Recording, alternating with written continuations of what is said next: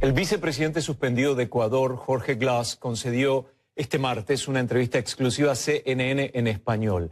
Glass está recluido en la cárcel 4 de Quito desde el 2 de octubre. Esta es la primera entrevista que otorga tras ser sentenciado a 6 años de prisión por asociación ilícita en la trama de sobornos de Odebrecht.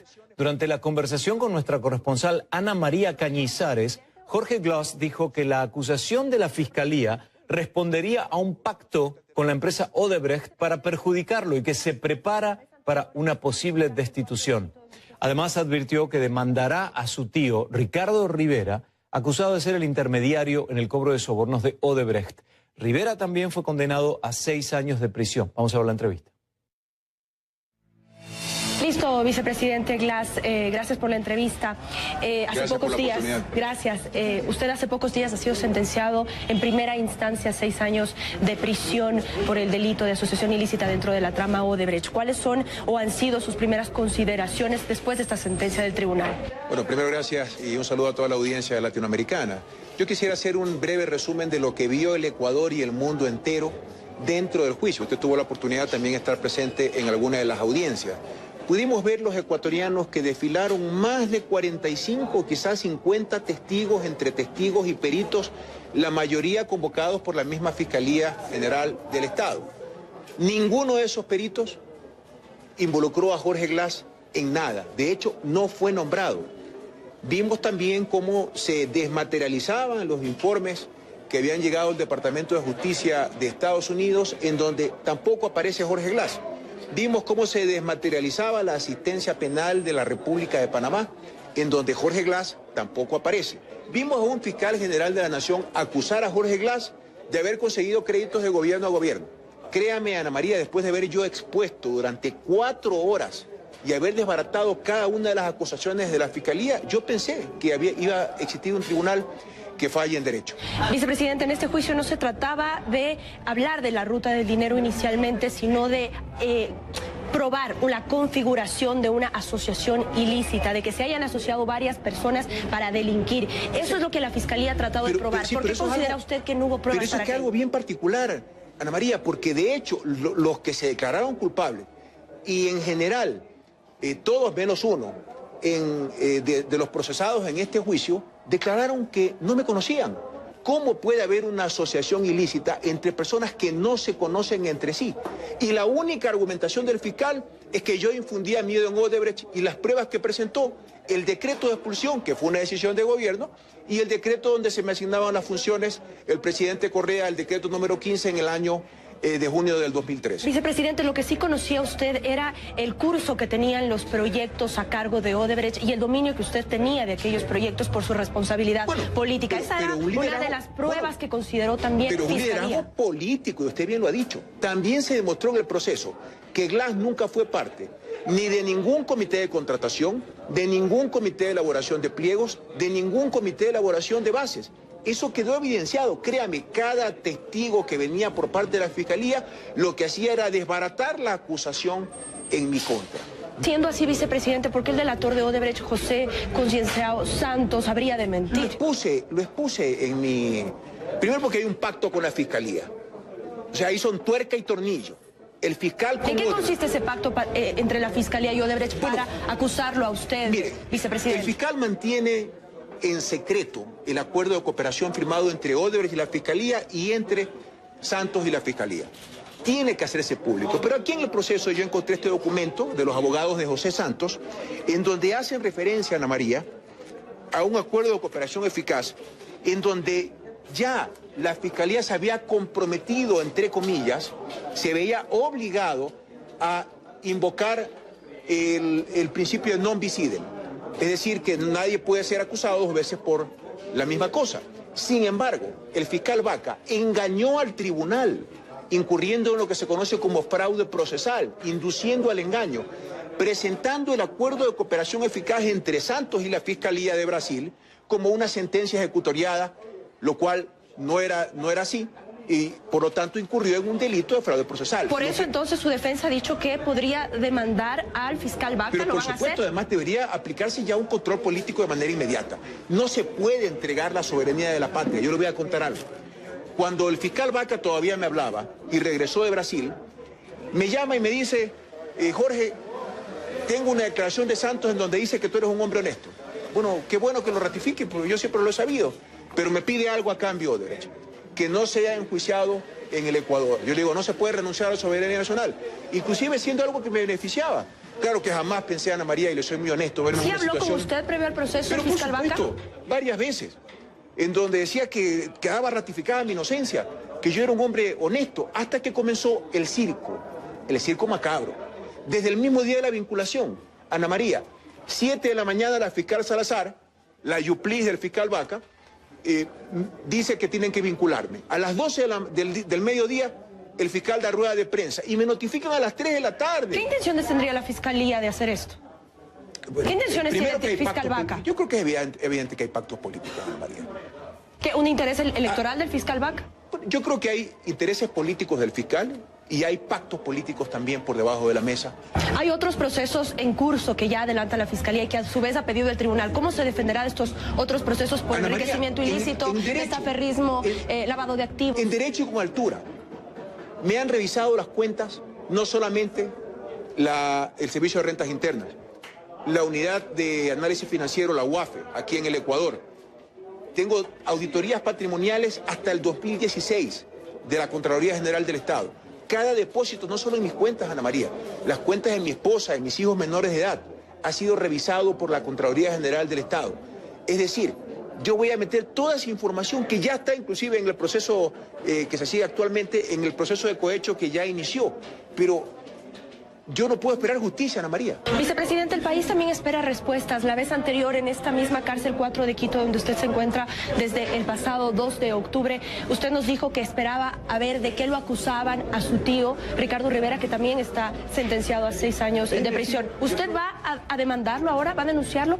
¿Cree que parte de la responsabilidad de la situación en la que usted se encuentra ahora también es de su tío? Que jamás nadie cercano a mí debió buscar a Odebrecht, ni siquiera para vender galletas a la caridad. Yo lo rechazo y evidentemente eso ha contribuido en esta teoría, en este esquema de conspiración que es lo que estamos viviendo. ¿Lo va a demandar, vicepresidente? Ya sabe de qué lo acusan y ya hizo una sentencia. Sí, Ana María, pero tampoco probaron en el juicio transferencias en contra de él. El que está en su casa, el que no ha sido condenado, este mes Odebrecht se va a su casa, a su mansión, a arresto domiciliario. Lea usted el acuerdo de cooperación eficaz entre Santos y la Fiscalía de Brasil. El régimen semiabierto, tiene que ir a dormir a la casa, tiene que estar con un jet electrónico, no puede salir de la casa sábado y domingo de determinados años. Vicepresidente? Bueno, primero yo quiero saber de qué lo... Mire esto aquí, Ana María.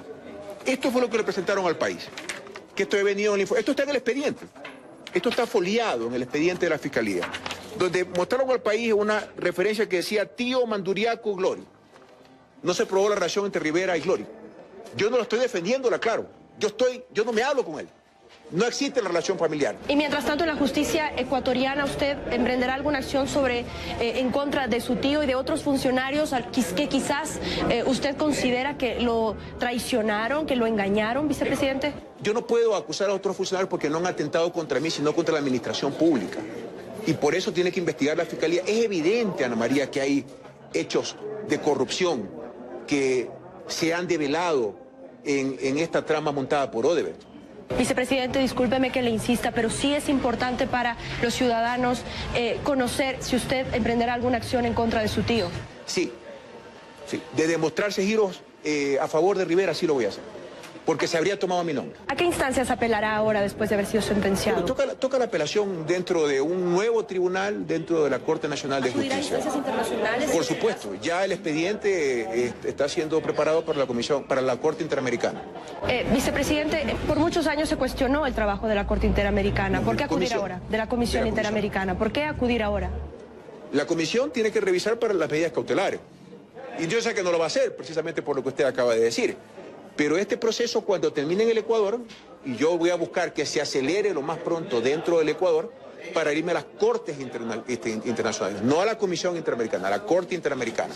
¿Usted se prepara quizás para un escenario de destitución, de que se declare el abandono del cargo ya? Por supuesto, Ana María. A pesar de que yo tomé 2 meses de vacaciones, es decir, yo tendría 2 meses... Bueno, el Ejecutivo ha dicho que no se ha hecho efectiva esa solicitud de vacaciones. Pero eso es mentira, porque está en el sistema.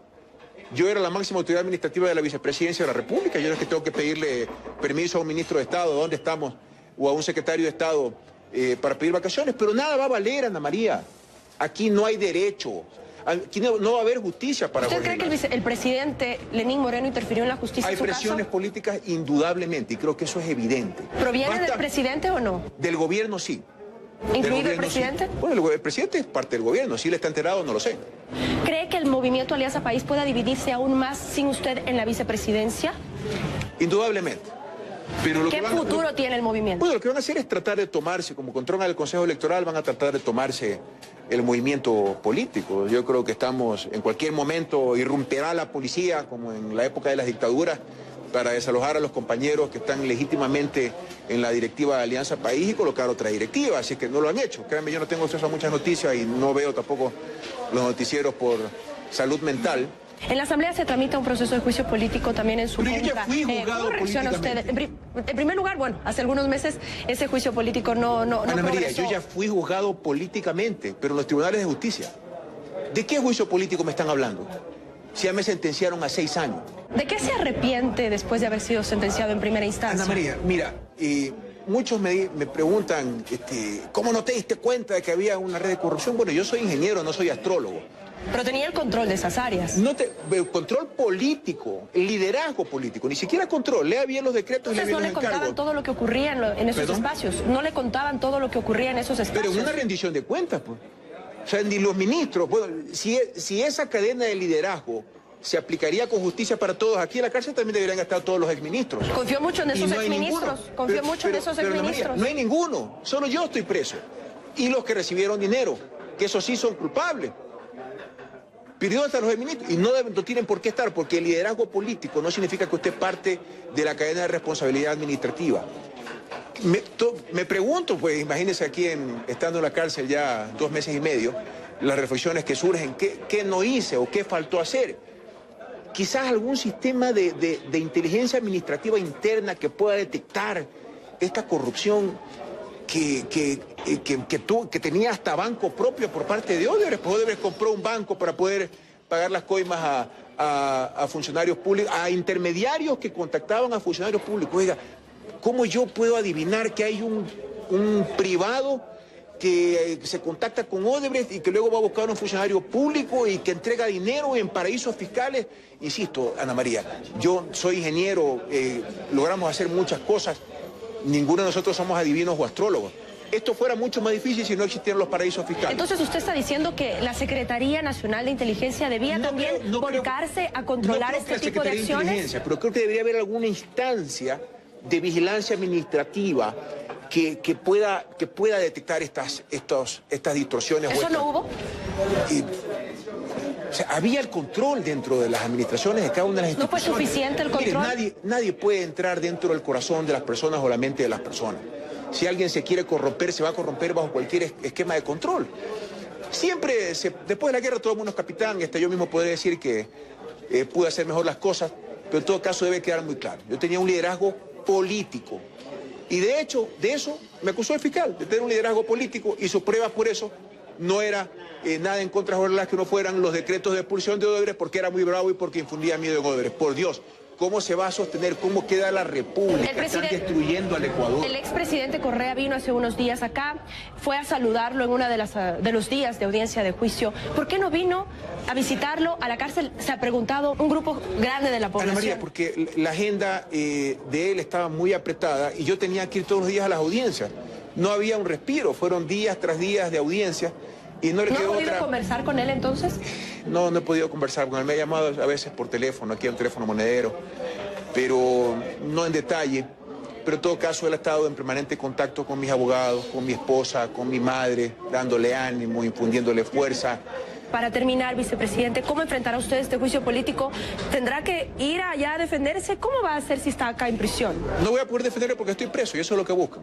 Ahí lo dejamos en indefensión. Ahora me van a hacer un juicio político inconstitucional. ¿Por qué? Porque está establecida en la Constitución los causales para un juicio político y no está asociación ilícita. Cuando asumió usted la vicepresidencia el 24 de mayo, ¿se imaginó en la situación que iba a estar meses después? Jamás, Ana María, porque el que no comete delito alguno, no espera verse en una situación de esta naturaleza. Ok, vicepresidente, le agradezco. Muchas gracias. Muchas gracias por la entrevista. Gracias.